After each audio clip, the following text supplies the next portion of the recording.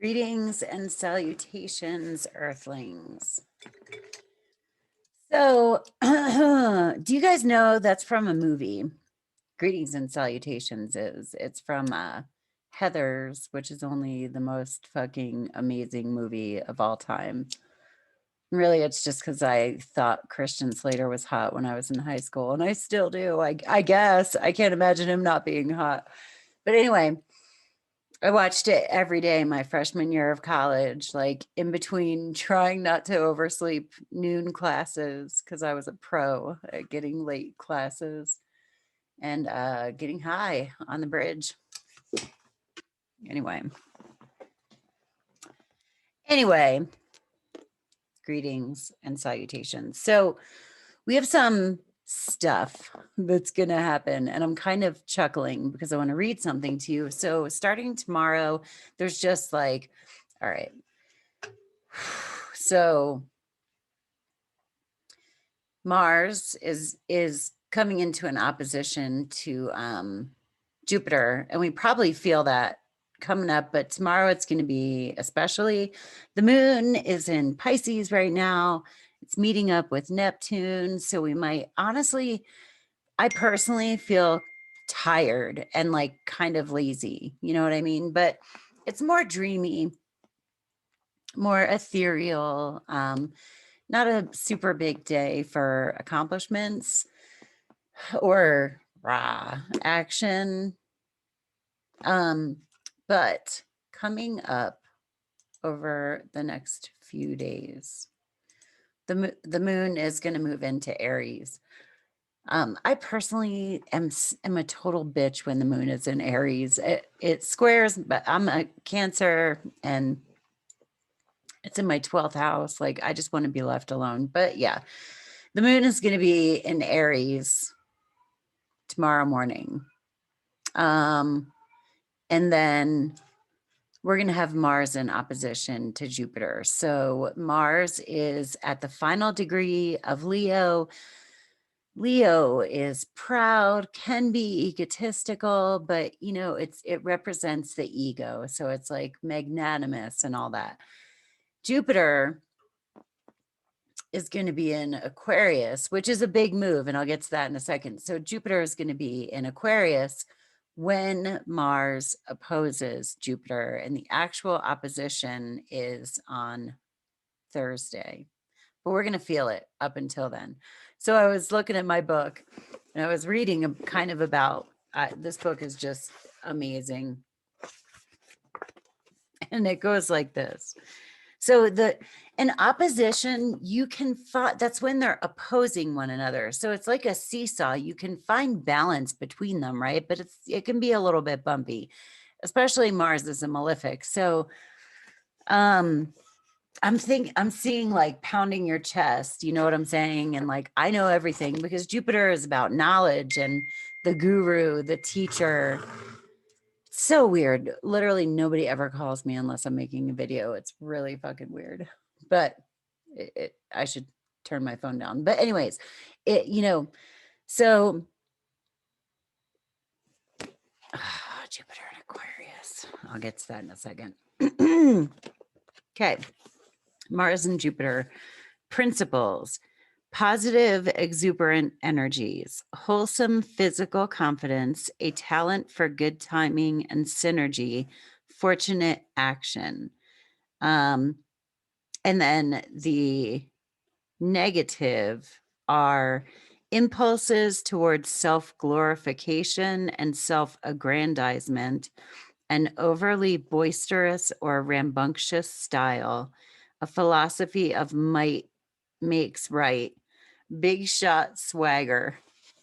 That's why I was kind of giggling before I came on, because I'm like, big shot swagger.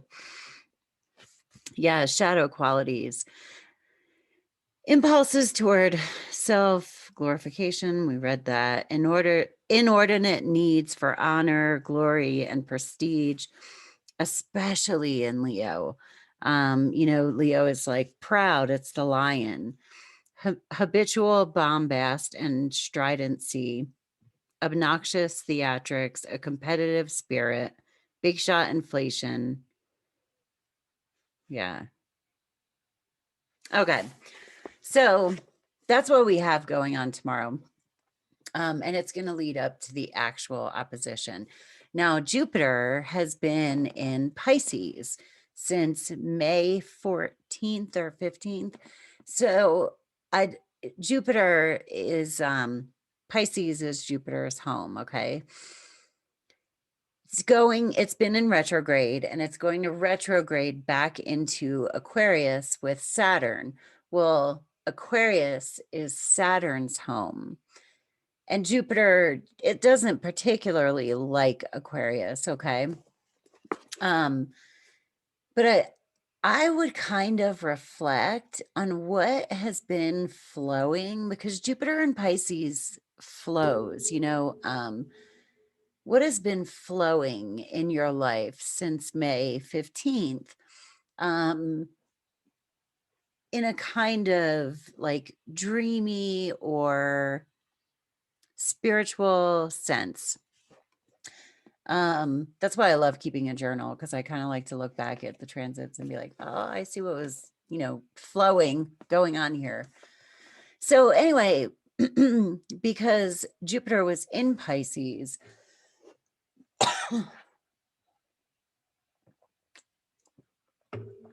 from May 14th,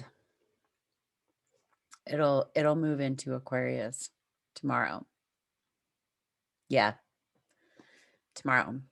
So tomorrow afternoon. So Jupiter, here's just something really interesting. Almost all of the states lifted their mask ban or their mask mandate around that time of early May. And I'm not a fucking genius or anything. This has been like, other astrologers have mentioned it, but I mean, I am a fucking genius, but and now we're kind of noticing like a crackdown, and it's just interesting because Jupiter is expansion and all that, and Aquarius is like humanitarian collectives of people. It kind of, like, it would make sense that expansion would, take Saturn things, which are like authority and restriction and rules, and bring them back again. So that's just one interesting collective thing to see, like what kind of restrictions come about again. But for our personal lives, maybe just kind of think about things that have been flowing for you since the end of May. And there could be a little bit of a shift in that area of your life to where it becomes more technical and requires more thought and attention, to other people and what other people are doing in relation to you and your own personal process. So we have that. And then Mars, after opposing Jupiter, is going to move into Virgo. And I'll get to that another day, because that's going to be like Thursday or Friday, I think. Anyway, we've just got like Jupiter moving into Aquarius. We're going to have that moon in Aries, which is just feisty, and Mars shifting into Virgo. That'll calm things down a little bit, because Mars in, Virgo, Mars in Leo is a lot more like, to begin with. But Mars in Virgo is more detail oriented. Virgo is an earthy sign, so it kind of tones down Mars, which could mean it's frustrating, but it's usually not like explosive. So anyway, there was that. I'm going to pull some cards.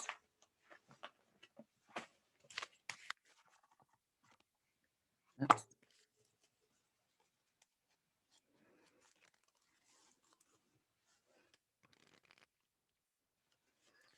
And as always, these are going to affect your chart differently. So if you're interested in a personal reading, feel free to reach out. I'm actually having my Venus return today, which happens about every 18 months. My Venus is in Virgo, and that's where Venus is right now. She's going to square the nodes. It's a mess. Venus is our relationships. And so we might find that some of our relationships are not matching where we're coming from and where we're going to. Maybe they just don't make sense. Maybe we just don't align. Maybe Venus is also money. So maybe like the money stuff that we thought we had figured out is just not lining up. Or it's not moving us forward, but there's something about relationships, money, our wants and desires kind of creating conflict in our like direction, you know, where we want to go and where we're, you know, coming from. So we got the Six of Swords. I'm going to clarify that, but the Six of Swords is moving away. Okay. Moving away from painful situations in the past. So, you know, we've got Mercury moving into Leo. We have left Cancer. We've left Cancer behind, my own personal sign, all of this water, all of these emotions, you know, maybe hurt, just kind of things that have been emotional may have been coming up over the past month because, you know, we had Mars and earlier, and then Venus and the Sun and Mercury going through Cancer. So we've been dealing with a lot of emotional stuff. And this is kind of moving past that and heading, you know, heading to land. So we could be just making sense out of everything that we've gone over for the past month, but Mercury in Leo is going to be kind of nice. Yeah. So to clarify that Six of Swords, which is moving away from painful situations, it's a new world, right? New opportunities. She is naked as the day you're born, ready to start, but also naked and vulnerable from whatever lesson it is that she has been through. So we're kind of in a new beginning, and you can always hitch a ride on a new beginning in astrology, and this, you know, feels like one. I'm gonna do a spiritual advice. Whoa. All right,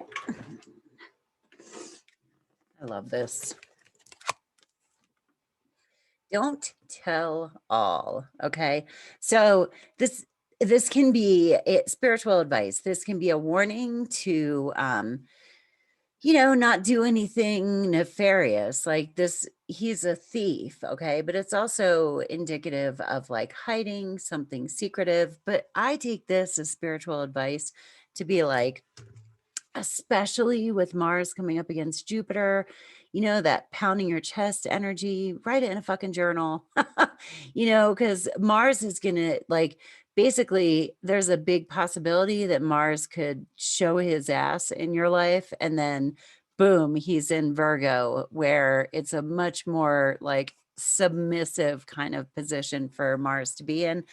So keep things to yourself, ideas, you know, let them out in a journal, let them out at your mirror or something like that, but don't show your ass.